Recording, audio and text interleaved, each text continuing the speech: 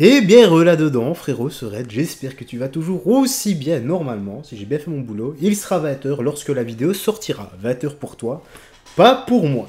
Alors, direction Twitter, encore une fois, car j'ai préparé 4 petites news.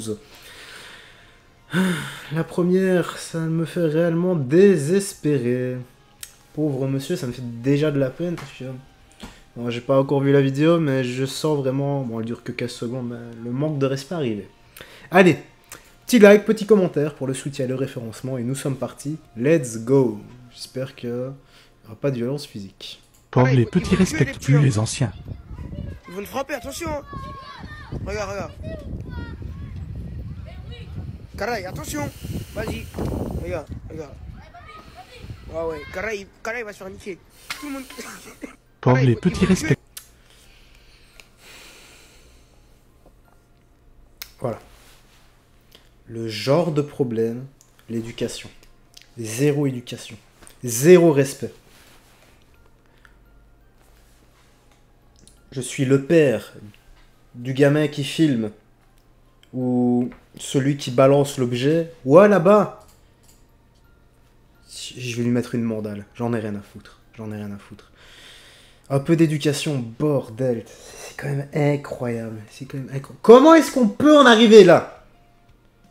Ça, c'est une part l'éducation, une part la justice, les gars. Ah, ça m'énerve.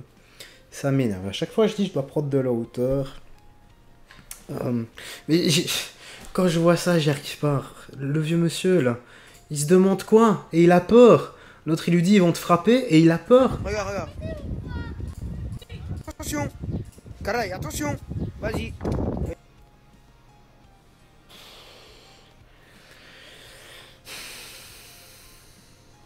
Bref, allez, les commentaires. Vous voyez le truc, ce n'est que le début. Un peuple qui ne prend pas soin de ses aînés n'a pas d'avenir, et chaque jour qui passe me fait dire que les Français n'ont pas d'avenir. Bah oui. Eh oui, c'est ça le problème. Parce que là, voilà, on lui jette un objet, heureusement on ne le touche pas. C'est des enfants. La même chose dans une vie d'adulte. Ils agressent le vieux monsieur. Zéro respect, aucune éducation. Là, vous méritez une mandale. Dans 10 ans, vous méritez des coups de batte et des coups de matraque dans la tronche, les gars. Pas autrement, je suis désolé, un truc comme ça, non, on peut pas faire autrement. Comme je dis toujours, les gars, je prône pas la violence, moi. Mais la violence, c'est pour se défendre soi ou bien défendre les autres. Jamais gratuitement. Bref, allez, on passe à la news suivante. Ici, qu'est-ce que c'est? En surfant sur internet, il découvre celui qui l'a tabassé posant aux côtés de Rima Hassan, donc du LFI. Aïe aïe aïe aïe aïe. J'avais entendu cette histoire. En octobre dernier, j'ai été agressé violemment et gratuitement dans la rue par cet individu que nous avons identifié comme étant Arnaud M et qui est membre de la Jeune Garde. Quelques mois plus tard, nous le revoyons en photo aux côtés de Rima Hassan, fraîchement élu député européen. Bah, je sais pas si c'est du LFI, mais c'est ce qu'il était noté en fait. Donc LFI, Nouveau Front Populaire, législative, 2024. Ouais, c'était les hashtags. My bad si je me suis trompé, les gars, mais j'avais entendu cette histoire. Le 27 juillet dernier, 3 jours avant le premier tour des élections législatives, 8 membres de la Jeune Garde ont été mis en examen pour avoir agressé violemment un juif de 15 ans dans le métro parisien. Ah ouais. Ah oui, Tsura, bah oui, il faut au moins ça. En plus, il avait 15 ans. Ah ouais, donc et 15 ans, 8. Et vous êtes courageux quand même, hein. Franchement, moi, si j'avais été à votre place, on serait au moins venu à 20, hein. Parce qu'il a quand même 15 ans, faut faire attention, hein. Mais bande de dégénérés, bande de décérébrés, de malades mentaux que vous êtes, quoi. Comment vous pouvez vous mettre à plusieurs... Ben voilà les gars, le parfait exemple, voilà. Vous avez ça, ici, vous avez 10 ans, 15 ans plus tard, vous en avez 25, et voilà ce que ça donne. La sortie d'un meeting de la France Insoumise. Ces gens-là se trouvaient être membres du service d'ordre de Rima Hassan, qui était là quelques heures auparavant pour la protéger au sein de son meeting. De plus, celle-ci prétend ne connaître aucun membre de la Jeune Garde, alors qu'on la voit ici, en photo, avec Raphaël Arnaud, et qu'elle le soutient même dans sa campagne législative à Avignon. On appelle à Gérald Darmanin, vous qui êtes bien déterminé à dissoudre les groupes d'ultra-droite, pendant ce temps-là, ceux d'ultra-gauche pullulent dans notre société, mais bon, apparemment, vous préférez vous allier à ces gens-là à des fins électoralistes dans cette coalition de la honte. On s'en fout que ça soit ultra-droite ou ultra-gauche, les crépuscules, les groupes comme ça, extrêmement violent. Parce que, comment est-ce qu'on peut qualifier que tu te mettes à 8 sur un enfant? Je me vois mal me mettre avec. Déjà, moi, sur un enfant de 15 ans, le tabasser comme ça, je me vois mal le faire. Sauf le type qui a 16 ans et qui a balancé son chien par la fenêtre. Lui, je le ferais légalement dans un combat de boxe. Mais là, on parle comme ça, dans la rue, comme ça. Non, je pourrais pas. Mais à 8 en plus, 8 comme moi, 8 hommes. Non, mais des malades mentaux. Dimanche, faites barrage à la France Insoumise et ses alliés antisémites et dangereux d'ultra-gauche. Bah, pour le coup... Oh là là, aussi, la vidéo, aussi. Bah, pour le coup... Ouf, j'espère qu'il a pas perdu dedans, hein. Pauvre garçon. C'est quoi les commentaires? Et bien sûr, pas journaleux pour demander des comptes en interview à Monsieur Darmanin, pas de tribunal médiatique comme pour Marine Le Pen, Ciotti ou Zemmour. C'est quand même incroyable ça. Ah tiens, le gars qu'on avait vu tout à l'heure. L'homme qui tombe à pic, qui tombe à pic qui voulait dire, bizarre qu'une personne si bien placée au gouvernement n'ait pas une sécurité avec elle pendant ses déplacements. Je dis ça, je dis rien qu'elle a voulu mettre, mais tu oublies beaucoup de mots, comme moi parfois quand j'écris. L'ultra-droite n'agresse pas les gens, bah, je sais pas, il y en a sûrement, ouais. Voilà. Mais auquel cas, peu importe, gauche-droite, t'as pas à faire ça. Voilà. T'as pas à faire ça. Ici, qu'est-ce que c'est? Seconde news. Le policier qui a tué Amar, donc un SDF algérien à Bobigny, lui a tiré 2 balles dans le dos et une dans la tête. Ensuite, il aurait pris une photo avec son cadavre. Chaud, ça. Et c'est tout? Alors, attends. Hein. Un policier de 27 ans en civil a abattu sur le champ de 5 balles un SDF algérien en situation irrégulière qui squattait une dépendance appartenant à la grand-mère de l'agent Bobigny. Après avoir tiré 7 fois, le fonctionnaire a affirmé que l'individu se montrait agressif et menaçant. La victime, un vendeur de cigarettes à la sauvette, avait trouvé refuge dans cet abri de jardin depuis plusieurs jours et n'avait jamais pénétré dans la maison ni commis de violence physique contre la vieille dame. Ok. Attention les gars. Si ça s'est passé réellement comme ça, c'est peut-être un peu excessif. Effectivement. Non, c'est pas peut-être un peu excessif, c'est excessif. Maintenant, moi j'ai un ami, mon meilleur pote, il est inspecteur de police. Il m'en raconte des choses. Et souvent, quand les médias s'emparent de faits comme ça, ils disent pas toute la vérité. Maintenant, comme il a dit, le gars était menaçant, mais il faut voir c'est quoi menaçant. Est-ce qu'il a été menaçant avec ses clopes ou il a été menaçant avec une arme, avec un couteau? Parce que si le gars avait un couteau et qu'il a chargé le policier avec son cut, le policier est obligé de l'abattre. Mais maintenant ils disent attends, de chance 5 balles. Mais, ouais mais attends, il y a un truc où ils disent qu'ils lui ont tiré dans la tête et dans le dos, et ici ils disent 5 balles. Enfin, déjà là, bref. Si la personne avait un couteau, le policier est obligé de se défendre et de tirer, malheureusement, de lui ôter la vie. C'est comme ça, c'est soit l'un, soit l'autre. Parce que quand t'as un cut, ça va très vite. Pour planter 10 fois, c'est peut-être... ça prend quoi? 2 secondes? Pour mettre 10 coups de couteau environ? Peut-être 2-3 secondes grand maximum. Je vous laisse imaginer. Hein. Déjà, bien placé dans la jugulaire, tu meurs. Suivant, la suite c'est quoi? Maintenant, s'il n'était pas armé d'un couteau et qu'il avait juste ses clopes sans rien, ouais, c'est excessif. Pour ça, il faudra avoir une enquête. Et peu importe que ça soit un Algérien, que ça aurait été un Italien, un Belge, un Français, ça aurait été pareil, les gars. Comme je dis, si le mec avait un couteau, le flic est obligé de se défendre. Si le gars n'avait rien et que il l'a abattu comme ça, bah il y aura une enquête, il sera jugé coupable, de toute façon. Donc moi je dis, laissons faire. Mais non, même pas la justice, non, il n'y a pas de justice les gars. Je sais même pas ce qu'il y aura. Je ne sais même pas ce qu'il y aura. J'espère juste qu'il y avait des caméras de surveillance ou que quelqu'un a filmé, comme ça on on aura la vérité. Ici, donc, tapis avant-goût de la France avec l'extrême droite au pouvoir. 7 balles tirées, dont 5 perdues, le sans-abri. C'est pas pour neutraliser, ça, c'est pour tuer. 5 balles sur un individu non armé.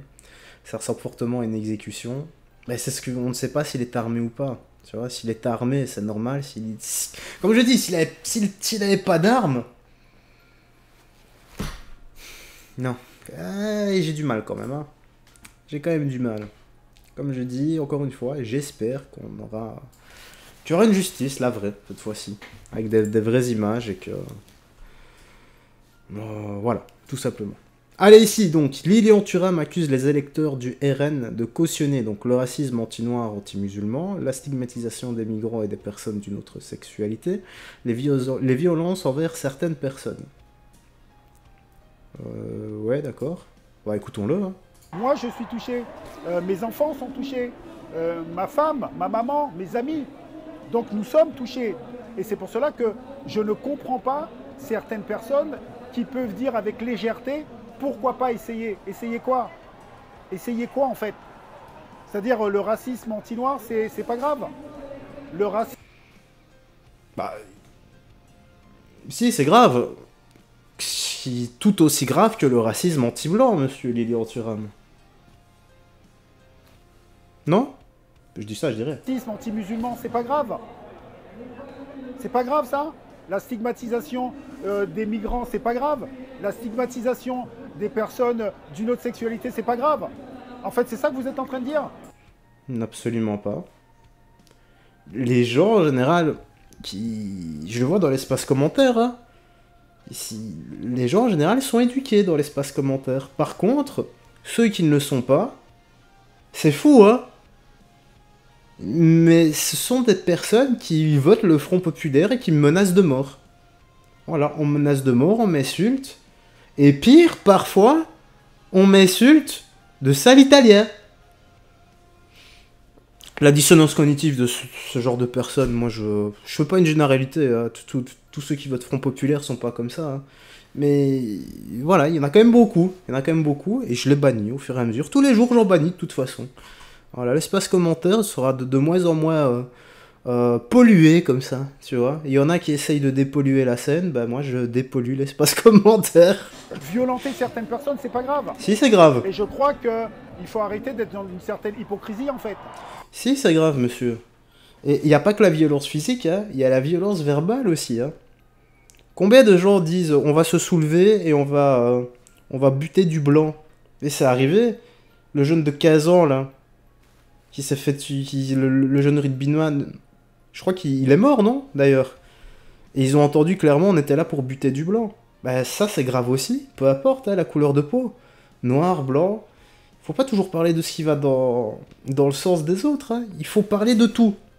On parle de tout, on met sur la table ce qui ne va pas. Et on essaie de trouver des solutions. Voilà. Oui, le racisme fait du mal aux gens.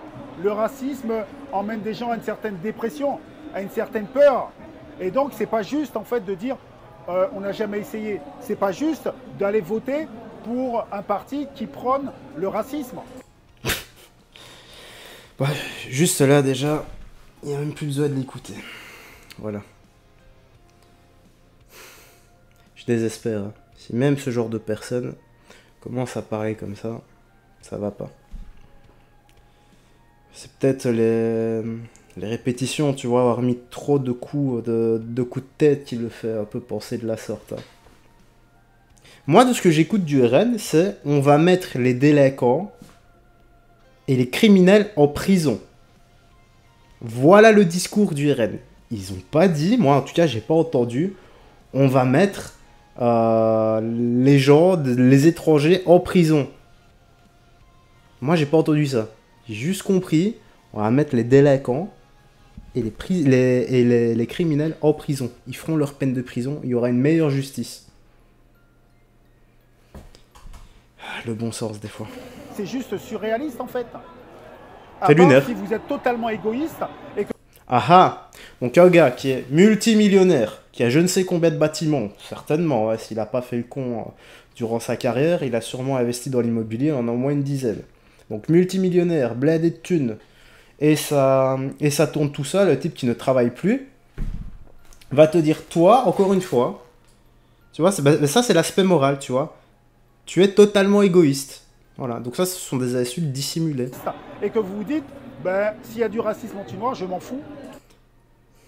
Non, ça c'est lui qui le dit, les gars. On peut pas s'en foutre de ça.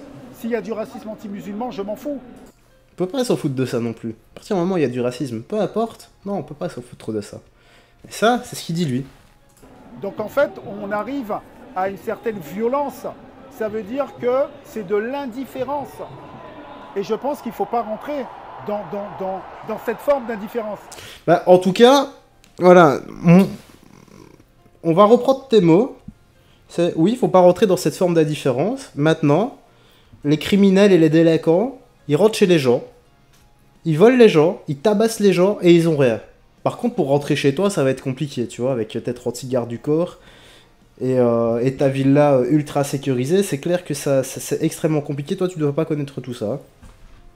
Parce que si nous rentrons dans cette forme d'indifférence, un beau jour, faites très attention. Cette indifférence va se retourner contre vous.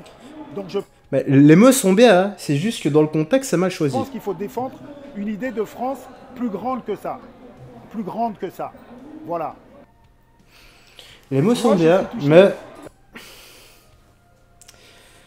Il a battu sa femme, il est connu pour être un réel raciste, anecdote. F. Leboeuf, je connais pas son prénom, donc son fils a été exclu du terrain 3 matchs pour crachat sur un autre joueur, aucune leçon à recevoir de lui et sa famille, raciste, Thuram, on va voter RN en pensant à lui. Bah écoute, c'est sur cette vidéo que la vidéo va se terminer. Pour un BSOA de toi, des gens que tu aimes, et on se voit à la prochaine.